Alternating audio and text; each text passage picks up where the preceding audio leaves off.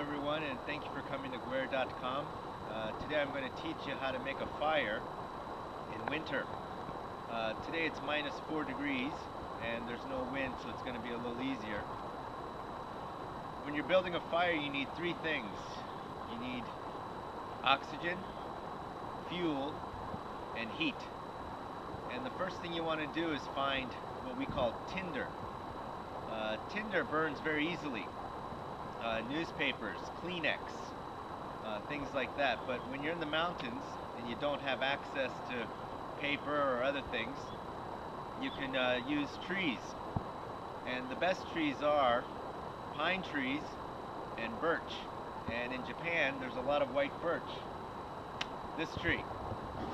What's good about this tree is as it gets older and bigger, kind of like crabs and shrimp, they like to get rid of their dead skin.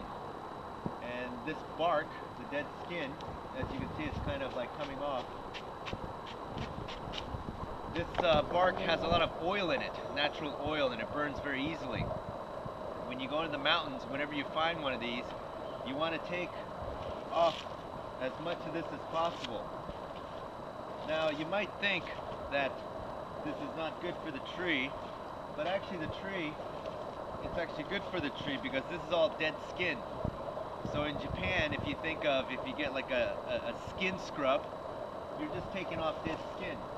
And it comes off very easily, and you just collect a lot of it. Cut. The next thing you want to do is, I have my tinder. The next thing you want to do is find kindling.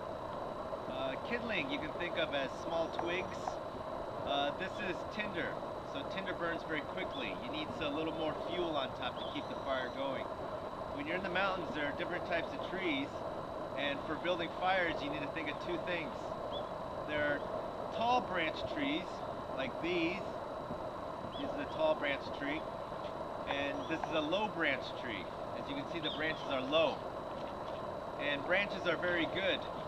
But the thing is, you know, in winter, as you can see, it's all covered in snow. If it was summer, you could pick up twigs, branches, you could pick up leaves for anything. But in winter, you can't do that. Even if you dig it up, it's wet. What you want to do is find some low branch trees, and you want to break off some of the dead. You can tell that this is dead because it's all stopped here. And if you look up, it's green, so you know that's living, and this is dead. One check you can do is you just kind of take a little bit, and if it makes a nice little sound, then you know this is dead. This is all very good.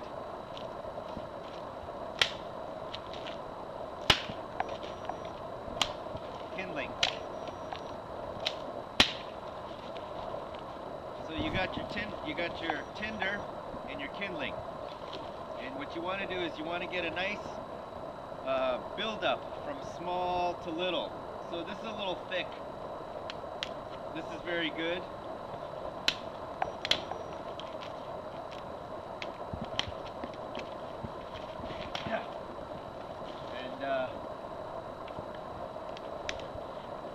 Good. And so you got a nice build-up. Okay. Okay, now I've collected my tinder, my kindling, some bigger kindling, and fuel. This is tree that we collected, we cut, we chopped. This is from yesterday. In the next video, I'll teach you how to find a good tree to cut down that's dead, and then how to split it. But for today, I'm just going to show you how to make a fire. What you want to do first is divide everything up so it's easy to get to. You might think that these big pieces are good, but what you actually want to do is kind of break it down into little ones. The smaller it is, the easier it burns. So you just want to kind of strip it like paper. Okay? Now, what I like to do first is build a firehouse. So what I do is I get some of this and I just kind of bunch it up.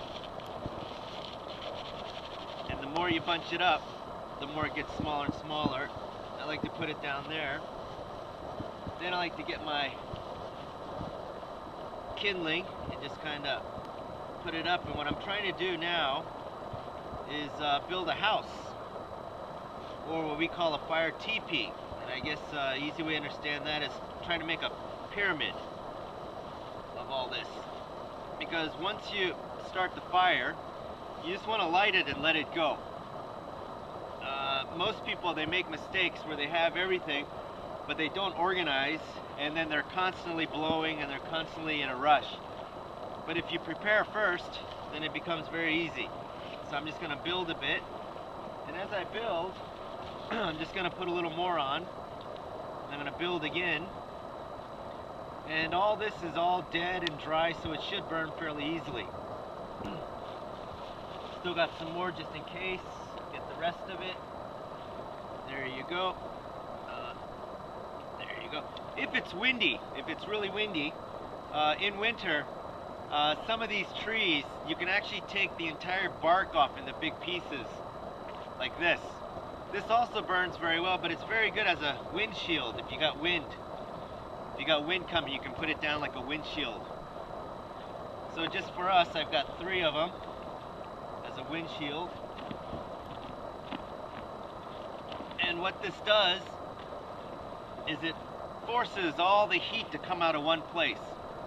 But today we don't need it, so I'm just gonna toss it off to the side. And then some thicker tinder, and again, just make it a pyramid. Make it a pyramid, make it a pyramid, and just keep going around.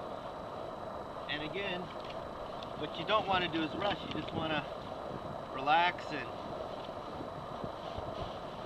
be prepared. Do it slowly, do it properly, and then when you light the fire, it should just go. And then what I like to do at the end is I like to put a little more in. And what I'm going to do now is kind of put at the top, because fire naturally likes to go up, and what you want to do is have a lot of fuel on top, and what it'll do is it'll make the fire go straight up. And now I'm just gonna put that there and hold it down.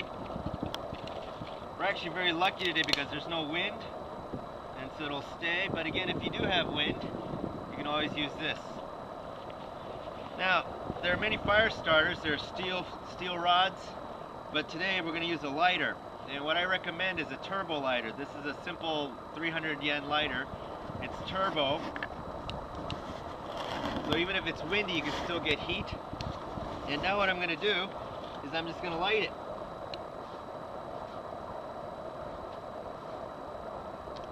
You know, you can go around and light a few at a time.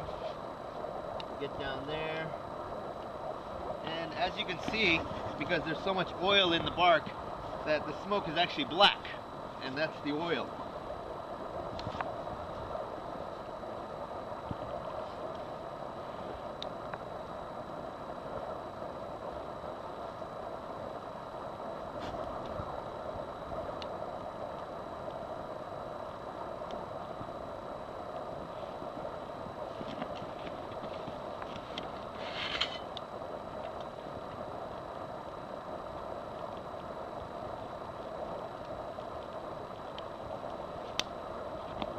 And once the fire started, it should just go.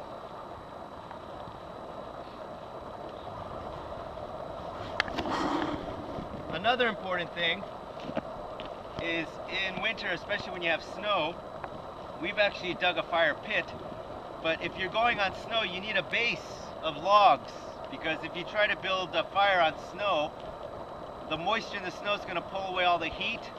It's going to pull away all the oxygen, and it's very difficult to start a fire.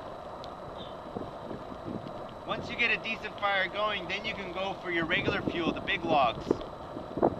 And what I like to do is take the logs, when this builds down a little, goes down a little bit, is to ring it. And that way you're drying the wood and you're also burning it.